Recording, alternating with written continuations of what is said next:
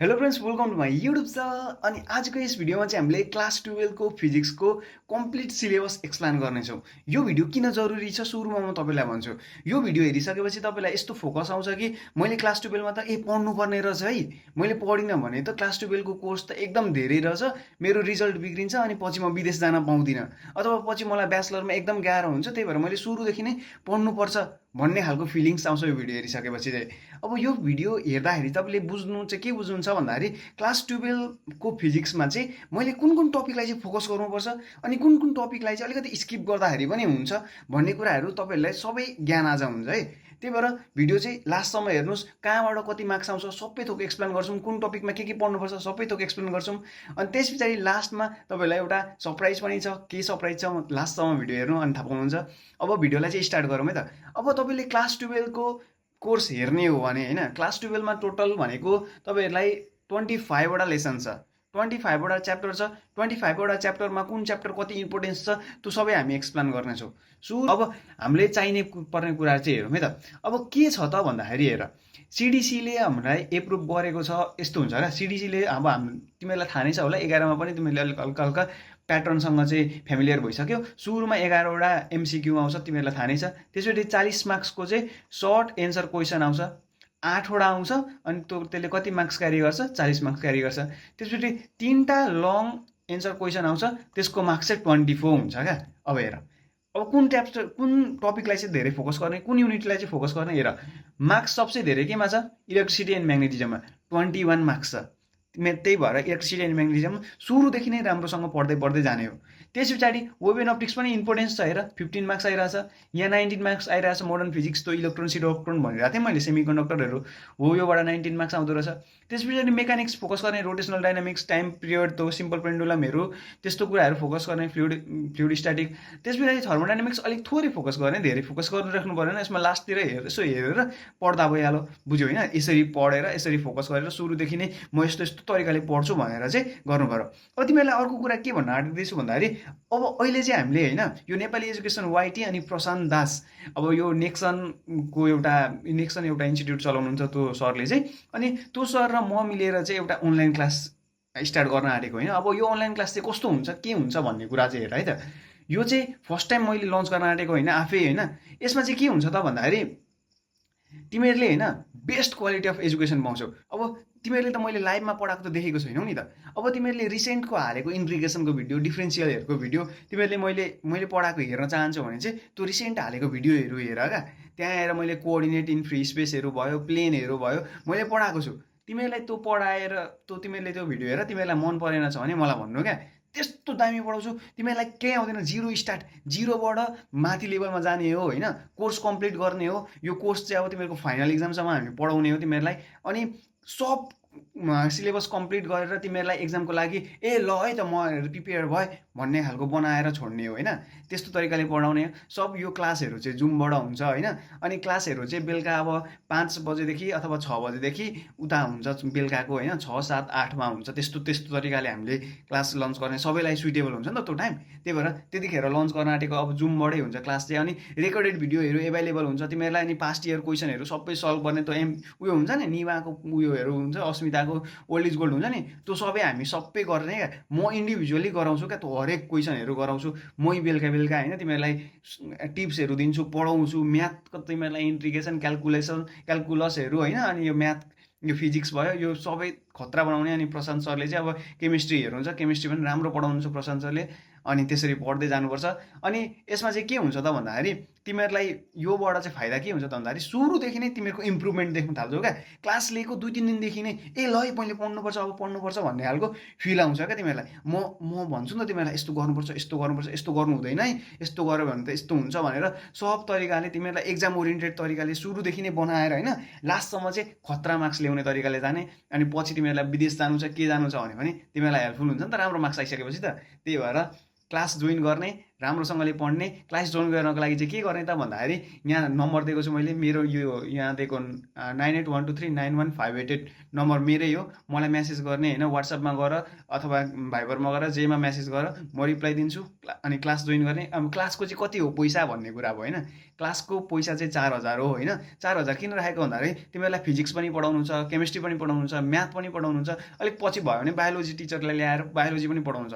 यो तिनवटा चाहिँ फिक्स हो। हेर, म्याथ फिजिक्स केमिस्ट्री चाहिँ हामी दामी पढाउने हो। बायोलोजी त स्कुलमा पनि अलिअलि पढिहाल्छौँ, त्यही भएर चाहिँ बायोलोजीमा त्यति फोकस नगरेको। अनि यत्रो सब्जेक्ट पढाउनु छ, 1 वर्षभरि पढाउनु छ, त्यही भएर 4000 फी एकदम मिनिमम कस्ट हो होइन। तिमीहरूलाई एकदम दामी तरिकाले पढाउने हो। त्यही भएर मेसेज गर अनि क्लासमा इनरोल हो। अनि यही सन्डेबाट हामी चाहिँ क्लास एउटा 1-2वटा डेमो क्लासहरू पनि हाल्छौँ होला हामी।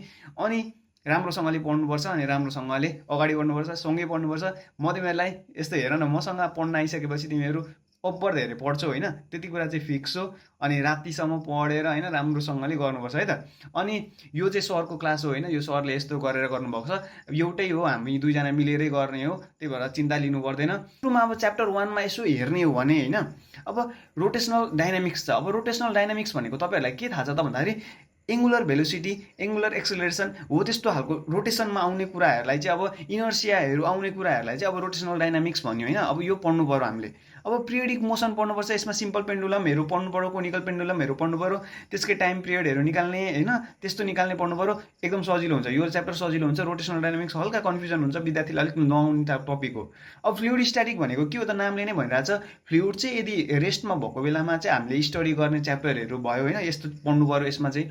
अब फर्स्ट ल अफ थर्मोडाइनामिक्स भनेको अब तपाईँलाई थाहा छ एनर्जी कन्जर्भेसन हुन्छ भनेर, त्यसकै बारेमा हल्का फल्का पढ्नु पऱ्यो, इन्ट्रोपीहरू पढ्नु पऱ्यो। सेकेन्ड लमा इन्जिनहरू पढ्नु पऱ्यो, आइसोट्रोपिकहरू पढ्नु पऱ्यो होइन, एडायबेटिकहरू प्रोसेसहरू पढ्नु पऱ्यो, त्यो सबैहरू टपिकहरू पढ्नुपर्छ। त्यस पछाडि अब वेभ एन्ड अप्टिक्स सबसे इजी टपिक हो। यो इजी टपिक एकदम सजिलो तरिकाले पढ्न सकिन्छ। यसमा अब साउन्डको ट्राभलहरू बारेमा पढ्नु पऱ्यो, लाइटको ट्राभलको बारेमा पढ्नु पऱ्यो, लाइट कसरी ट्राभल हुन्छ, के हुन्छ होइन, त्यस्तो कुराहरू पढ्नुपर्छ यसमा। इन्टरफेरेन्स, डिफ्र्याक्सन, अब यस्तो टपिकहरूबाट चाहिँ एक्जाममा आउँछ, त्यही भएर यस्तो टपिकहरू चाहिँ हामीले मजाले ध्यान दिएर पढ्नुपर्छ। बुझ्नु भएन? अब यस्तो टपिकहरू पढ्नु पऱ्यो। अब पोलराइजेसनहरू भयो। अब यतातिर जाने भने अब इलेक्ट्रिसिटी एन्ड म्याग्नेटिजम अलिकति गाह्रो टपिक आउन थाल्यो। अब इलेक्ट्रिसिटी एन्ड म्याग्नेटिजम चाहिँ सबैलाई गाह्रो लाग्छ क्या। किन गाह्रो लाग्छ भन्दाखेरि पढाउने मान्छेले राम्रो नपढाइदिएपछि। त्यही भएर चाहिँ अब हामीले चाहिँ अब मैले चाहिँ के गर्न आँट्दैछु भन्दाखेरि यो सबै टपिकहरूलाई चाहिँ हामीले एउटा राम्रो टिम बनाएर चाहिँ तपाईँहरूलाई पढाउन आँटेको छौँ क्या। अब जस्तै इलेक्ट्रिकल सर्किट सबैलाई गाह्रो लाग्छ। किन गाह्रो लाग्छ भन्दाखेरि यो इमेजिन गरेरै गर्नुपर्ने कुराहरू हो क्या। भन्नुको मतलब यो फिजिकली त देखिँदैन नि त, करेन्ट कताबाट बगिरहेछ केही थाहा हुँदैन नि त। त्यही भएर अलिकति गाह्रो हुन्छ क्या यो सबैलाई। तर बुझाउने मान्छेले राम्ररी बुझाइदियो, कताबाट कता फ्लो हुन्छ, कसरी फ्लो हुन्छ भनेर बुझाइदियो भने चाहिँ एकदम सजिलो हुन्छ। त्यही भएर राम्रोसँगले पढ्नुपर्छ यो च्याप्टरहरू चाहिँ, अनि सबसे धेरै मार्क्स पनि यताबाट आउँछ क्या। त्यही भएर अनि यही चाहिँ विद्यार्थीले छोडिदिन्छन्, किन भन्दाखेरि गाह्रो हुन्छ, त्यही भएर छोड्दैन। तर राम्ररी पढ्नुपर्छ। अब थर्मोइलेक्ट्रिक इफेक्ट भनेको सजिलो भयो। यो तारलाई तातो पार्दाखेरि चाहिँ करेन्ट बग्छ, त्यस्तो खालको कुराहरू पढ्नु पऱ्यो। म्याग्नेटिक फिल्ड, अब म्याग्नेटको फिल्डको बारेमा पढ्नु पऱ्यो, त्यसमा धेरै थोक पढ्नुपर्छ होइन। अब magnetic properties of the material, electromagnetic induction, alternating current, अब यो एसी करेन्टको बारेमा पढ्नु पऱ्यो लास्टमा। यतातिर चाहिँ डिसी करेन्टको बारेमा पढ्नु परेको क्या, त्यस्तो कुरा पढ्नु पऱ्यो। अब मोडर्न फिजिक्समा इलेक्ट्रोन्स छ। अब इलेक्ट्रोनमा अब के छ त भन्दाखेरि अब त्यसमा मिलिकन्स वेल्ड्रप एक्सपेरिमेन्ट भयो, के छ जस्तो एक्सपेरिमेन्टहरू पढ्नु पऱ्यो, न्युमेरिकल पढ्नु पऱ्यो, ओभर इजी हुन्छ, गरेपछि आइहाल्छ। अब यो मोडर्न फिजिक्सकै कुरा भयो, यो यहाँ रिपिट भएछ, 820 हो। इलेक्ट्रोन्स भयो, फोटोन्स भयो, सेमिकन्डक्टर भयो। सेमिकन्डक्टर भनेको तपाईँलाई थाहा नै छ, अब कम्प्युटरको चिपहरूमा युज हुन्छ नि सेमिकन्डक्टर हो, त्यस्तो बारेमा पढ्नु पऱ्यो। अब सजिलो हुन्छ, एकदम सजिलो हुन्छ, त्यो एक्जाममा पनि आउँछ, गर्ने मार्क्स आउँछ होइन, राम्रोसँगले गर्ने। अब क्वान्टिनाइजेसन अफ एनर्जी, यो अब यसबाट न्युमेरिकलहरू आउँछ, रेडियो एक्टिभिटीहरू आउँछ। अब यसमा अब त्यो हुन्छ नि युरेनियमहरूको अब त्यस्तो रेडियो एक्टिभिटीहरू पढ्नु पऱ्यो होइन। अनि अर्को भनेको रिसेन्ट ट्रेन्ड्स इन फिजिक्स, यो त्यस्तो बारेमा पढ्नु पर्दैन, यसबाट मार्क्स पनि धेरै आउँदैन, केही आउँदैन होइन। अर्थक्वेकको बारेमा आउँछ। अनि अर्को तिमीहरूलाई अब यहाँ आएर यसो उयो पनि हेर ल, के पढ्नुपर्छ फिजिक्समा भनेर त्यो हल्का मैले लेखिदिएको छु, यो सर र हेर, स्क्रिनसट हान्दा पनि भयो होइन। जस्तै रोटेसनल डाइनामिक्स हेर, रोटेसनल डाइनामिक्समा इक्वेसन अफ एङ्गुलर यहाँ आएर सबै कुरा लेखिदिएको छु क्या, के पढ्नुपर्छ सब टपिकहरूमा यसरी लेखिदिएको छ। त्यही भएर तिमीहरूले सबै कुराहरू यहीबाट यस्तो हेर्दै हरेक टपिकलाई एक्सप्लेन गर्दै पढाउने। अनि कुन चाहिँ एक्जाममा आउँछ, अब जस्तै यहाँबाट आउने भनेको अब जस्तै के आउन सक्छ त, work in power in rotational motion, अब यसको डेरिभेसन आउन सक्छ होइन। अब डेरिभेसन आउँदैन भनेर भन्छन् क्या कतिजनाले, तर डेरिभेसन अलिअलि आउँछ। त्यही भएर अब यो भिभिआई हो भने यसलाई चाहिँ धेरै फोकस गरेर पढ्नु पऱ्यो। अनि अर्को मेन कुरा चाहिँ के भन्छु भन्दाखेरि यो हामीले यो कम्प्लिट कोर्स चाहिँ 2 चोटि नै सक्छौँ क्या। भन्नुको मतलब सिलेबस तिमीहरूलाई 2 चोटि सघाउँछौँ, रिभिजन पनि गराएर सघाउँछौँ, एकचोटि फर्मल्ली लामो तरिकाले पढाएर पनि सक्छौँ। त्यही भएर ढुक्क साथ तिमीहरूलाई केही आउँदैन भने चाहिँ जोइन गर होइन, अलिअलि आउँछ भने झन् जोइन गर, तिमीलाई झन् हेल्पफुल हुन्छ। अनि त्यस्तै कुरा हो होइन, राम्रो गर्नु छ केही गर्नु छ भने चाहिँ जोइन गर, राम्रोसँगले पढ्नुपर्छ। त्यति भन्दै आजको लागि चाहिँ यो भिडियो इन्ड गर्छु होइन, तिमीलाई यो सर देखाउँछु। अनि एकचोटि रोटेसनल डाइनामिक्समा यस्तो यस्तो छ होइन, अब जस्तै पिरियोडिक मोसन अनि फ्लुइड स्ट्याटिकमा यस्तो यस्तो छ। अब अनि त्यस पछाडि अब हिट एन्ड थर्मोडाइनामिक्समा पढ्नुपर्ने कुराहरू, इन्टरनल एनर्जीहरू त्यस्तो कुरा छ। अनि सेकेन्ड लमा पनि त्यही मैले अघि भनिहालेँ, त्यस्तो हिट इन्जिनकोहरूको बारेमा, रेफ्रिजरेटरहरूको बारेमा, इन्ट्रोपीहरूको बारेमा पढ्नु पऱ्यो। त्यसपछि वेभ एन्ड अप्टिक्स छ, वेभ एन्ड अप्टिक्समा त्यही कुरा भनिहालेँ मैले, साउन्ड र लाइटको बारेमा पढ्नुपर्छ, यसमा सबै थोक। अनि यो भइहाल्यो होइन। त्यस पछाडि एकोस्टिक भनेको त्यही साउन्डकै यो लाइटकै भयो पोलराइजेसनहरू। अनि त्यस पछाडि इलेक्ट्रिसिटी एन्ड म्याग्नेटिजम 21 मार्क्स आउँछ यहाँबाट, 75 मा 21 भनेको धेरै हो। अनि यो सबै गऱ्यो अनि अर्को अलिकति गऱ्यो भने त पास भइहालिन्छ नि त। त्यही भएर यस्तो आउँछ, थर्मोइलेक्ट्रिक इफेक्ट भयो, यस्तो यस्तो कुराहरू आउँछ होइन। तिमीलाई मैले सर देखाइदिएको मात्रै हो, यो अब क्लासमै मजाले एक्सप्लेन गर्दै हरेक टपिकलाई यो छ भन्दै पढ्नुपर्छ होइन। क्लासमा जोइन गरेर पढ्ने है त, बुझ्यौ नि होइन, त्यही कुरा हो। अनि यो सर हेर होइन, हेरिहाल्छौ तिमीहरूले, तिमीहरूसँग छ पनि होला, छैन भने म पठाइ पनि दिन्छु। अनि आजको लागि चाहिँ भिडियो यही एन्ड गर्छु। नमस्कार, क्लास जोइन गर्नु है त। त्यो नम्बरमा यसो मेसेज गरेर अथवा कमेन्टमा पनि पिन हानिदिन्छु नम्बर, त्यहाँबाट मेसेज गर्दा भयो है त। By by.